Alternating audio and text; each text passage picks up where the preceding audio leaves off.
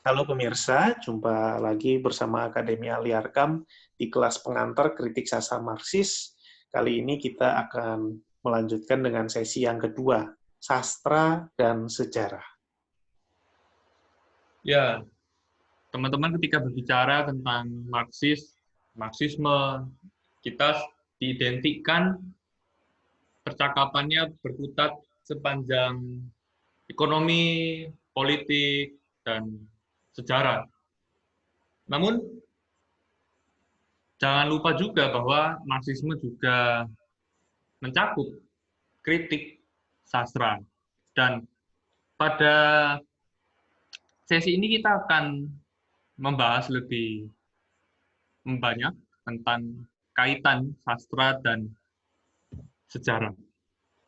Berbicara tentang kritik sastra, apakah kritik sastra Marxis ini semata-mata masuk ke dalam kajian sosiologis terhadap karya sastra tertentu? Misalnya suatu karya sastra dilihat ya secara sosiologis, penerimaan pembaca, kemudian publikasinya, kemudian peredaran suatu karya tertentu di dalam suatu masyarakat, apakah karya sastra tersebut ini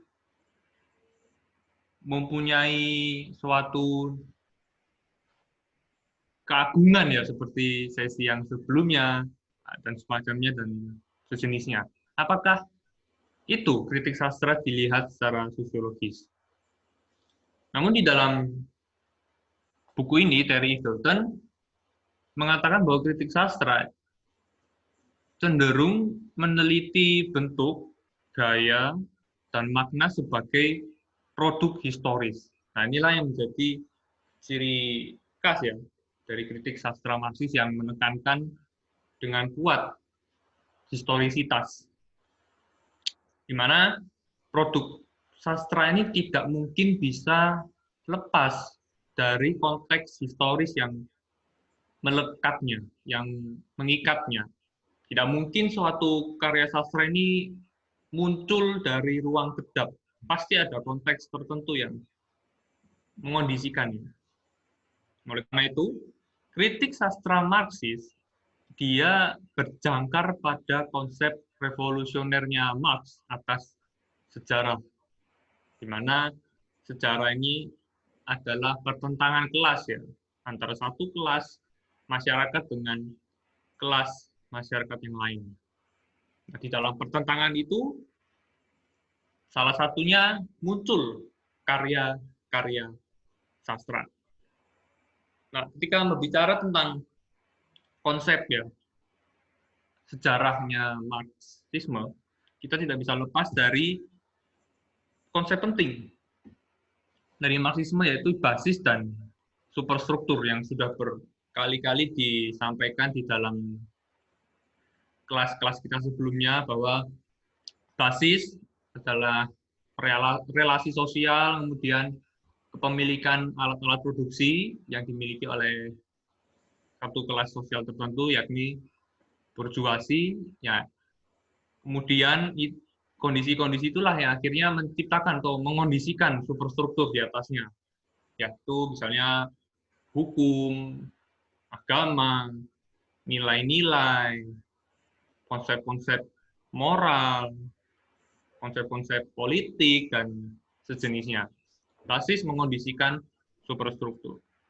Superstruktur ini adalah bentuk-bentuk kesadaran sosial yang disebut sebagai ideologi ya dalam pemikiran Marxisme. Jadi ideologi dalam maksudnya Marxisme adalah ide-ide, nilai-nilai yang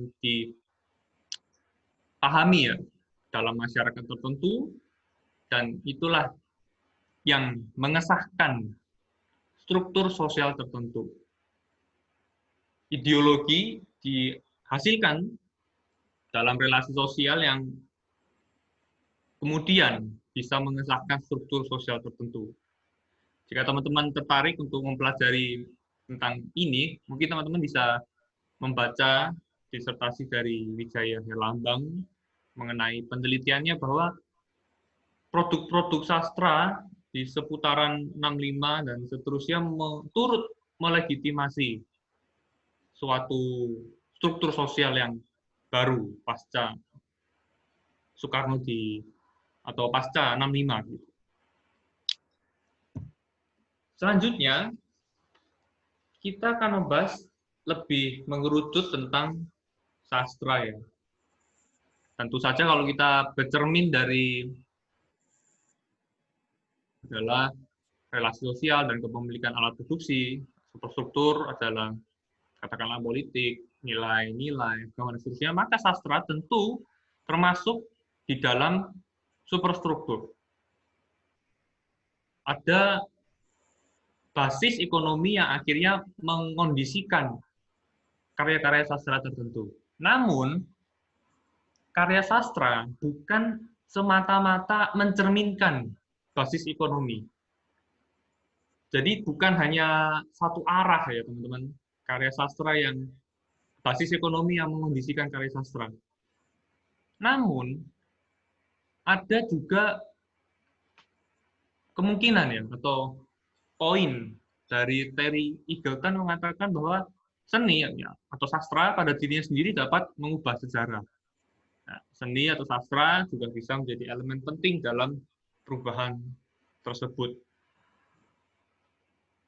Inilah kepentingannya karya sastra, di mana dia tidak hanya mencerminkan, tapi dia juga punya peranan yang kuat untuk turut di dalam perubahan sejarah.